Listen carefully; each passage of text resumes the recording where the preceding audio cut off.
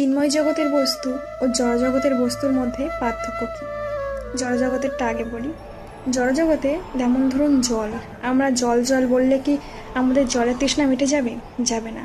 তেমনি বা আমরা যদি একটা মানুষের নাম ধরে ডাকি, নাম জপ করতে থাকি, সেই মানুষটার সাথে কি কথা বলা হবে? হবে না। কিন্তু এই একই জিনিস আমরা যদি চিন্ময় জগতে জল বলে উচ্চারণ করি, তাহলে আমাদের সেই জলের তৃষ্ণা মিটে যাবে।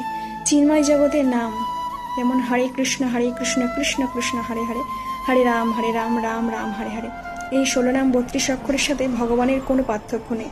এই নাম যদি আপনি শুদ্ধভাবে জপ করতে পারেন, তাহলে ভগবান আর এই নামের মধ্যে কোনো পার্থক্য নেই। আপনি এই নামের মাধ্যমে ভগবানের সাথে কথা বলতে পারবেন। জড়জগতের কোনো মানুষের নাম ধরে আমরা যদি জপ করে থাকি, 2-1 বার করার পর আমরা বিরক্ত হয়ে যাই। কিন্তু যারা শুদ্ধ বৈষ্ণব, তারা নিরন্তর সর্বক্ষণ বছরের পর বছর ভগবানের মহামন্ত্র জপ করে যাচ্ছে। বিরক্ত হওয়ার দূরের কথা, তারা নতুন নতুন আনন্দ আস্বাদন করছে, আনন্দ আরো বাড়তেই থাকছে। হরে কৃষ্ণ।